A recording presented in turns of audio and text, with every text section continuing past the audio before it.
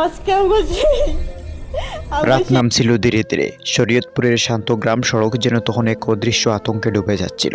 কিন্তু ঠিক সেই মুহূর্তে পরীক্ষা দিয়ে বাড়ি ফেরার পথে এক কলেজ শিক্ষার্থীর ওপর নেমে এলো ভয়ঙ্কর এক ঝড়।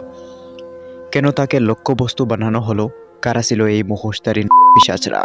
আর কেন জনমানবহীন সড়কটি হয়ে উঠল মৃত্যু বয়ের অন্ধকার ছায়া?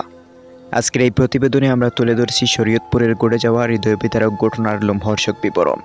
ঘটনার প্রতিটি মিনিট, প্রতিটি মুহূর্ত যা শিহরিত করে দেয় যে কোনো মানুষকে। পরীক্ষা শেষে বিকেলে দুই শিক্ষার্থী বাড়ি ফেরার জন্য অপেক্ষা করছিলেন, কিন্তু বাস না পেয়ে তারা হেঁটেই রওনা দেন। সামনে ছিল দীর্ঘ ফাঁকা জনমানবহীন রাস্তা, যেখানে শুধু বাতাসের শব্দ আর দূরের গাছের পাতার দুলার আওয়াজ। সেই নির্জন পথেই আচমকা হাজির হয়ে কয়েকজন যুবক। প্রথমে তারা পথরোধ করে, তারপর শুরু হয় ভয় দেখানো। পরিস্থিতি বুঝে ওঠার আগেই ছাত্রীটিকে জোরপূর্বক টেনে নিয়ে যাওয়া হয় বন বিভাগের ভিতরে।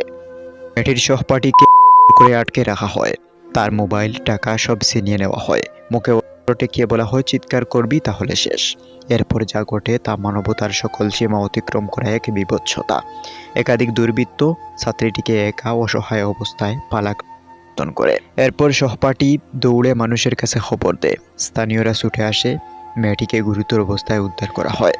ইতিমধ্যে পুলিশ জানিয়েছে অভিযোগ গ্রহণ করা হয়েছে, তদন্ত চলছে। তবে প্রাথমিক মেডিকেল পরীক্ষায় কিছু অসঙ্গতি পাওয়া গেছে। তারা বলেছে, অভিযোগ, মেডিকেল সাক্ষ্য সব মিলিয়ে আমরা নিশ্চিত সিদ্ধান্ত নেব। এক ঘটনার খবর ছড়িয়ে পড়তে এলাকায় নেমে আসে তীব্র ক্ষোভ। মানুষ বলছে, এমন ঘটনা যদি দিনের আলোয় পরীক্ষা শেষে বাড়ি ফেরা শিক্ষার্থীদের সঙ্গে ঘটে তাহলে নিরাপদ কোথায়? এত কিছুর পরেও সবচেয়ে বড় প্রশ্ন রয়ে গেছে, অভিযুক্তরা কি ধরা পড়েছে? আইনের হাতে কি তাদের বিচার হবে? এই শিক্ষার্থীর জীবনে যে দুঃস্বপ্ন নেমে এসেছে তা কি কখনো ভুলে থাকা সম্ভব? এই ঘটনার বিচার না হলে আরও কত মেয়েকে অন্ধকার পথের ভয়ঙ্কর ফাঁদে পড়তে হবে, আর কত পরিবারকে অসহায় কান্নায় লুকিয়ে বাঁচতে হবে।